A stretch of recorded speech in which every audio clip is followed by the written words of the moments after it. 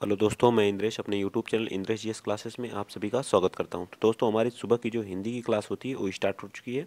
आप लोग ज़्यादा से ज़्यादा क्या करें, वीडियो को शेयर करें, चैनल को सब्सक्राइब करें। आज हम लोग हिंदी का जो प्रैक्टिस सेट था हम लोग फिनिश कर चुके हैं। ठीक है, आज हम लोग टॉपिक वाइज स्टार्ट करते हैं जो सभी एग्जाम के लिए हमारे क्या है, इंपॉर्टेंट है। ठीक है, जैसे हमारा एसएससी जीडी हो गया। ठीक है, एसएससी जीडी वालों के लिए भी मोस्ट इम्पॉर्टेंट है। यूपी पुलिस यूपी पुलिस वालों के लिए भी है। ठीक है, ये हिंदी हमारी जो है, ठीक। सीटेट के लिए इंपॉर्टेंट है। किसके लिए? सीटेट के लिए। ठीक है, सीटेट के लिए इंपॉर्टेंट है। ठीक, जो 15 क्वेश्चन हमारे टॉपिक वाइज आएंगे वहाँ से सीटेट वालों के लिए भी क्या है, मोस्ट इम्पॉर्टेंट है। और वन दरोगा वीडियो, इन सभी एग्जामों के लिए जो है एक क्लास चलाई जाएगी हिंदी की। ठीक है, चलिए आज थोड़ा सा हम टॉपिक जो क्वेश्चन हमारे पूछे जाते हैं ज़्यादातर उसको देखते हैं। ठीक है, जैसे क्या पूछता है कभी कभी कि जो वर्ण होते हैं, व्यवस्थित वर्ण समूह को हम क्या कहते हैं, वर्णमाला। कभी कभी पूछ लो वर्णमाला किसे कहते हैं, तो आप लोगों को याद रहना चाहिए जो हमारे वर्ण होते हैं उनको अगर व्यवस्थित क्रम में लिख दिया जाए वही हमारे क्या कहलाते हैं, वर्णमाला। ये चीज़ें आप लोगों को याद होनी चाहिए। आज ज़्यादा क्वेश्चन हम लोग नहीं कर पाएंगे क्योंकि मेरी थोड़ी सी तबीयत नहीं सही है, इस वजह से कुछ कम ही क्वेश्चन करेंगे। ठीक, चलिए आगे चलते हैं। मात्रा के आधार पर स्वर जो होते हैं हमारे, स्वर तीन प्रकार के होते हैं। एक ह्रस्व स्वर होता है, एक दीर्घ स्वर होता है और एक लुप्त स्वर होता है। ठीक है, मात्रा के आधार पर स्वर कितने प्रकार के होते हैं? तीन प्रकार के, ह्रस्व, दीर्घ और लुप्त, याद रखिएगा। चलिए, मूल दीर्घ स्वर को हम सजातीय स्वर कहते हैं। जो मूल दीर्घ स्वर होते हैं उन्हें क्या कहते हैं, सजातीय स्वर कहते हैं। और जो संयुक्त दीर्घ स्वर होते हैं उन्हें क्या कहते हैं, विजातीय स्वर। ठीक है, याद रखिएगा। ठीक है, जो संयुक्त होते हैं विजातीय, जो मूल होते हैं उन्हें सजातीय। ठीक है, आइए चलते हैं आगे देख लेते हैं। ठीक है, इनसे एक क्वेश्चन जितना मैं इम्पोर्टेंट है, ये इंपॉर्टेंट चीज़ें हैं जो बता रहा हूँ। ठीक है, इससे एक क्वेश्चन जरूर फंस जाएगा। भाषा यानी कि शब्द की सबसे छोटी इकाई क्या कहलाती है, वर्ण या ध्वनि। बहुत बार एक क्वेश्चन पूछा जा चुका है, अभी प्रैक्टिस में कराऊंगा तो उसमें भी आप देखेंगे क्वेश्चन पूछा गया है। ठीक है, स्वरों का उच्चारण स्वतंत्र रूप से होता है। जो हमारे स्वर होते हैं वो किसी पे डिपेंड है। जैसे हमारा क किसे बनता है, तो क हमारा जो है आधा क प्लस अ से मिलके बनता है। लेकिन हमारा अ जो है ये क्या होता है, अकेले होता है। ठीक है, एक एक स्वर है लेकिन इस एक किसी के साथ इसका निर्माण नहीं होता, इसलिए स्वर क्या होते हैं, स्वतंत्र होते हैं। ठीक है, याद रहेगा ना। स्वरों की संख्या कितनी है बताइए, आगे बताइए स्वरों की संख्या कितनी है। तो स्वरों की जो संख्या है वो कितनी है, 11 हमारे क्या है, स्वर हैं। ठीक है, 11 क्या हमारे स्वर हैं। ठीक, अगला बताइए, नेक्स्ट बताइए।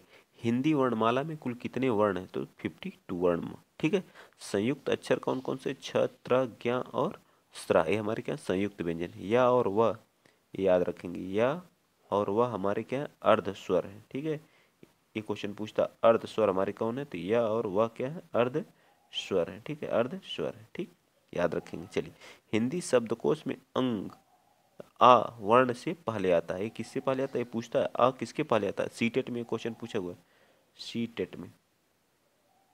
ठीक है, किसमें पूछा हुआ है, सीटेट में। ठीक है, सीटेट में क्वेश्चन किससे पहले आता है, ये चीज आप लोग याद रखिएगा। ये इंपॉर्टेंट लाइन है, इसको आप लोग याद रखिएगा। अंग जो आ वर्ण से पहले आता है। ठीक है, नेक्स्ट चलिए।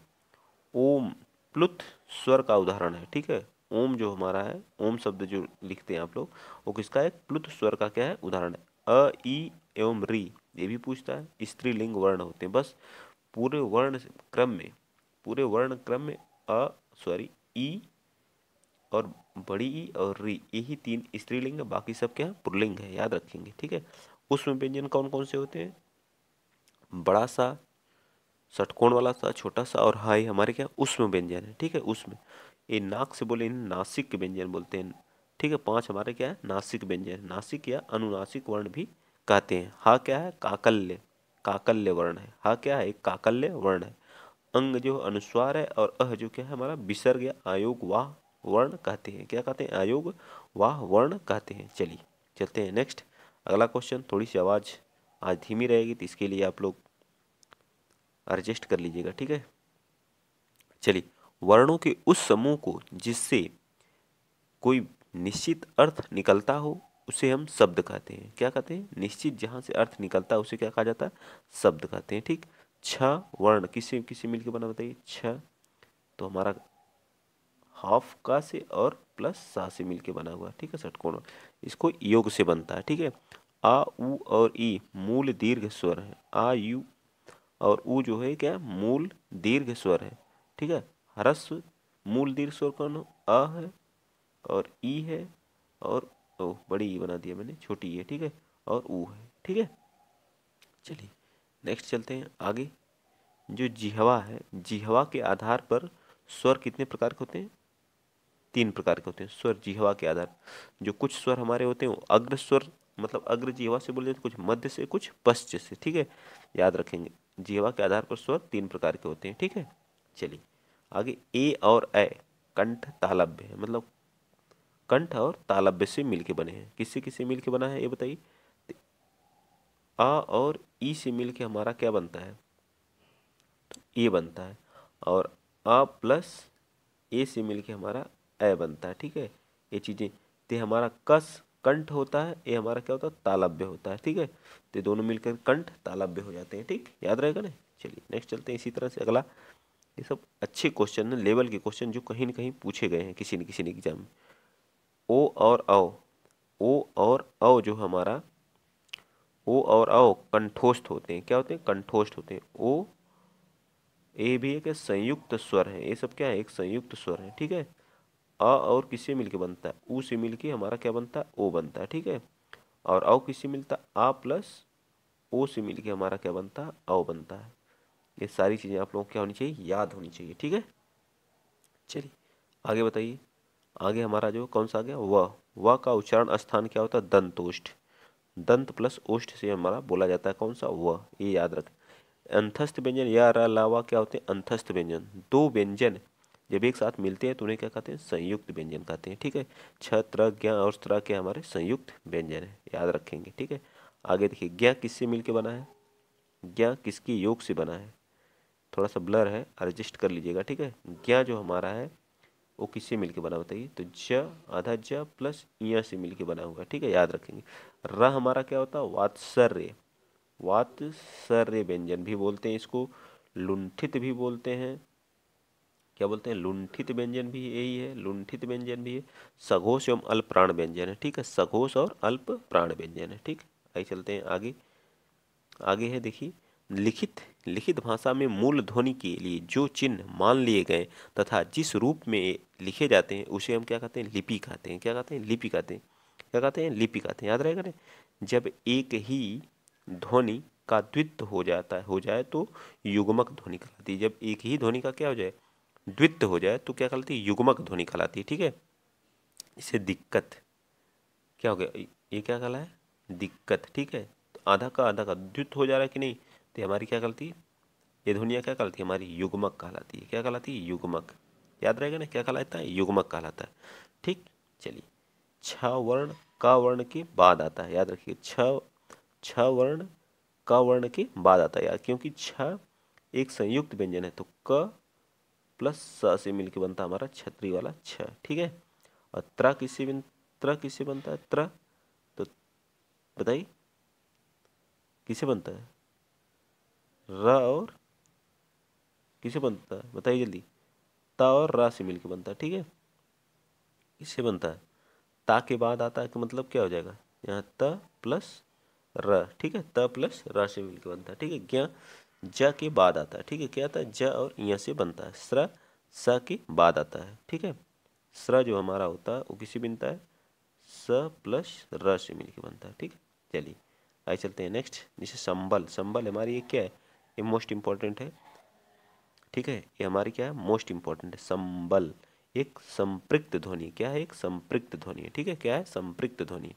लुप्त स्वरों के उच्चारण में दीर्घ स्वरों से भी ज्यादा समय लगता है, याद रखिएगा जो लुप्त स्वर के उच्चारण करने में जो है दीर्घ स्वरों से भी ज्यादा अनुस्वार पंचम वर्ण का कार्य करते हैं, ठीक। आइए जो हमारे आगामी एग्जाम में पूछे हुए क्वेश्चन है उनको देख लेते हैं, ठीक है। निम्नलिखित में से कौन सा वर्ण स्त्रीलिंग है, अभी मैंने बताया था पूरे वर्णमाला में हमारे 3 ही क्या है स्त्रीलिंग है, कौन कौन सा, एक ई होता है, एक बड़ी ई होता है, ठीक है, और एक कौन सा होता है एक री, तीन वर्ण का हमारे स्त्रीलिंग है, और बाकी सब क्या है पुरलिंग है, ठीक है, क्या है पुरलिंग है, ठीक है, याद रखिए जितने भी वर्णमाला में सभी क्या है पुल्लिंग है। तो कौन सा नहीं है, तो इसमें ए भी है, ए भी स्त्रीलिंग है, ए भी है, हमारा डी ही क्या है नहीं है, तो हमारा क्या आ जाएगा डी पार्ट हमारा इसका राइट आंसर आ जाएगा, ठीक है। चलिए नेक्स्ट चलते हैं अगला क्वेश्चन। क्वेश्चन नंबर आप लोग 2 बताइए, क्या कह रहा है 2?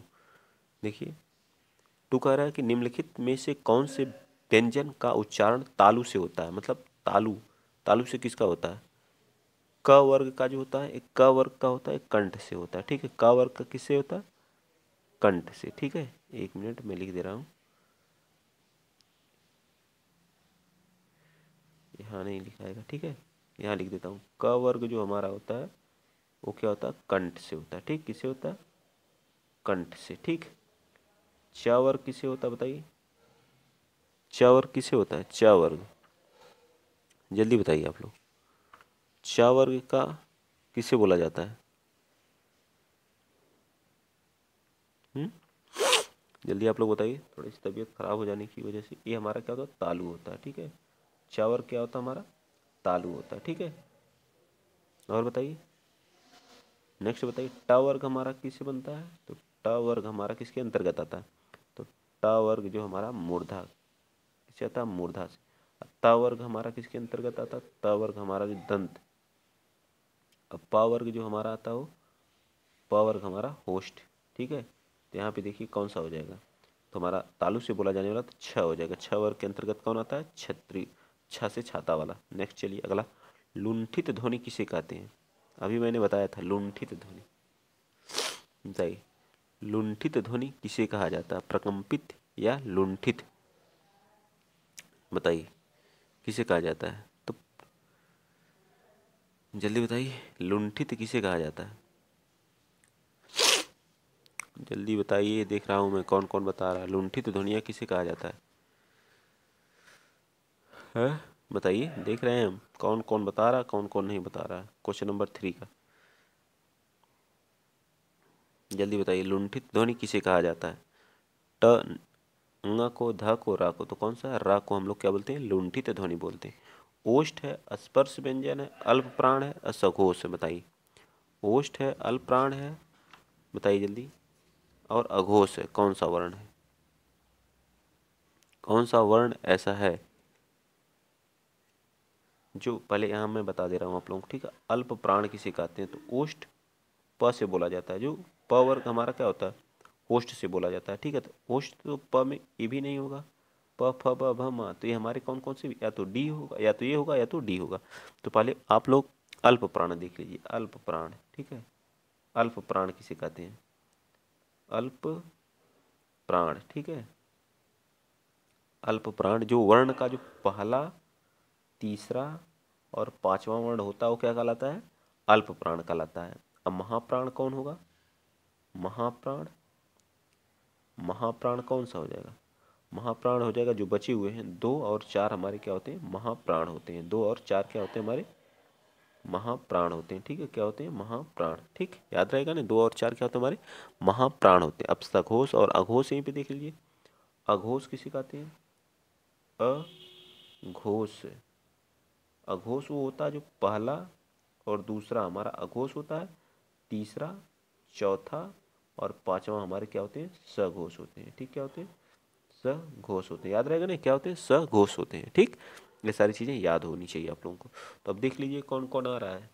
क्या पूछा? अल्प प्राण। तो अल्प प्राण के अंतर्गत हमारा क्या आ जाएगा? प आ जाएगा। क्या आ जाएगा? ठीक है, इसको नोट कर लीजिएगा। ठीक, ये क्या हमारा? प आ जाएगा। ठीक है, तो ये पार्ट हमारा क्या आ जाएगा? राइट आंसर हो जाएगा। चलिए नेक्स्ट चलते हैं, अगला क्वेश्चन। एक ही ध्वनि का द्वित्व हो जाना क्या कहलाता है? अभी मैंने आगे बताया था जो, तो हमारा क्या कहलाता है? युग्मक कहलाता है। क्या कहलाता है? एक जैसे दिक्कत, क्या होता है? दिक्कत। ठीक है, ये क्या कहलाता है? युग्मक कहलाता है। क्या कहलाता है? द्वित्व हो जाना क्या कहलाता है? युग्मक कहलाता है। ठीक है, नेक्स्ट चलिए, यह किस प्रकार की ध्वनि है? यह जो है, यह र ल व, क्या होता है? यह र ल व को हम क्या बोलते हैं?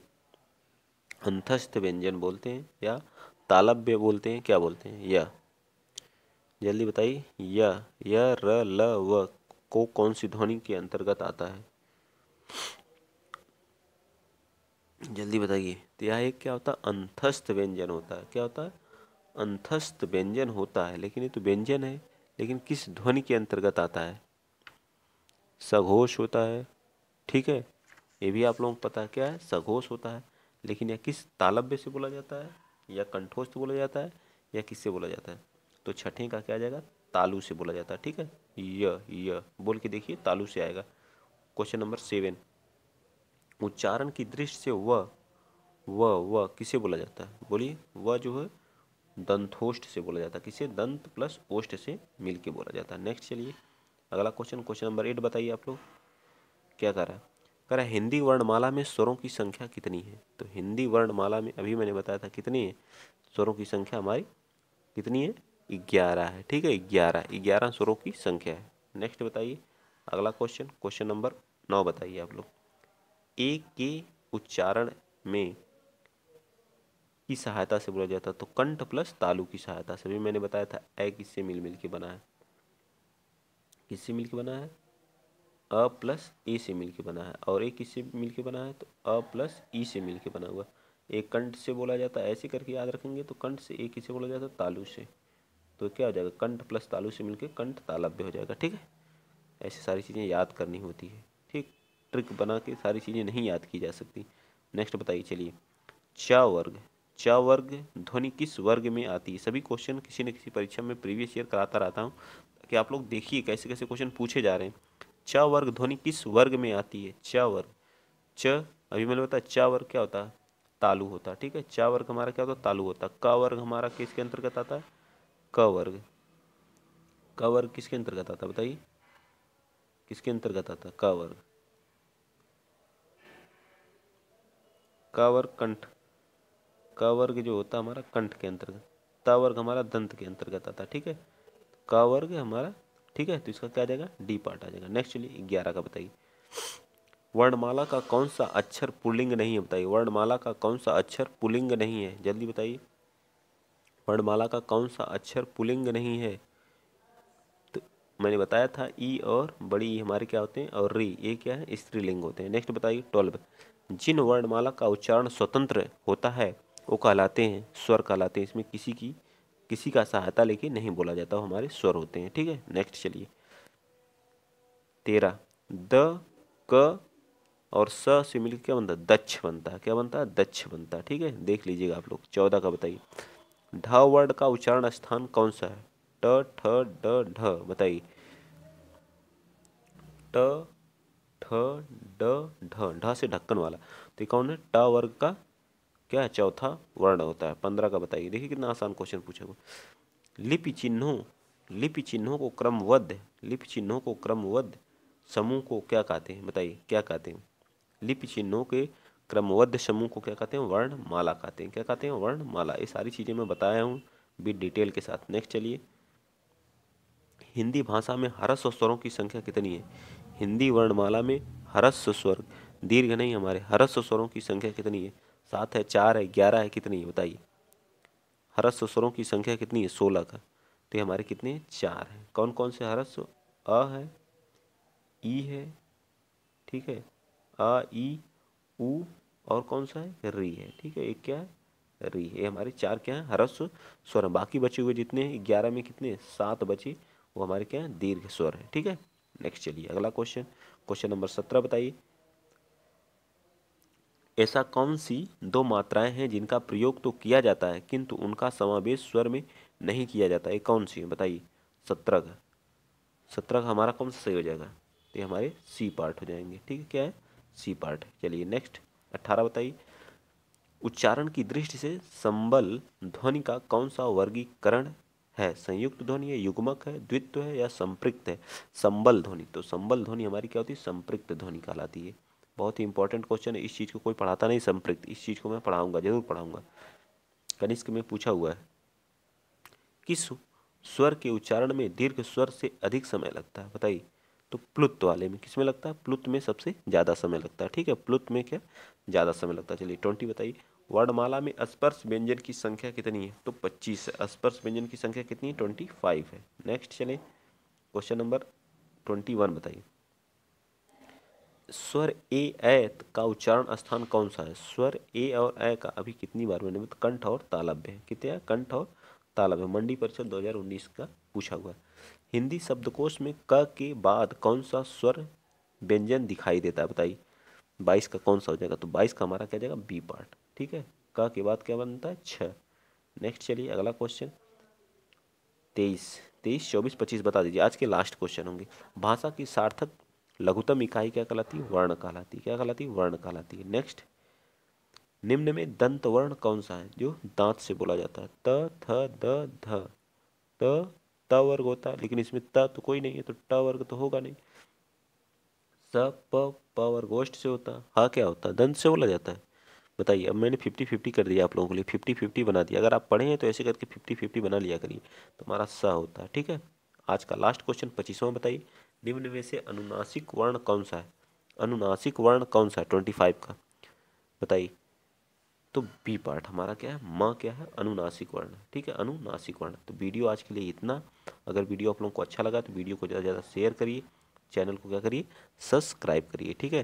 थोड़ी सी तबीयत सही ना होने की वजह से आज थोड़ी आवाज़ में उतनी अच्छी मतलब तेज़ी नहीं है। ठीक है, तो आप लोग थोड़ा सा एडजस्ट कर लीजिएगा। कल से आप लोगों को अच्छे से वीडियो प्रोवाइड की जाएंगी। ठीक है, आज 25 ही क्वेश्चन करते हैं। ठीक है, तो आज के लिए इतना ही। जय हिंद, जय भारत।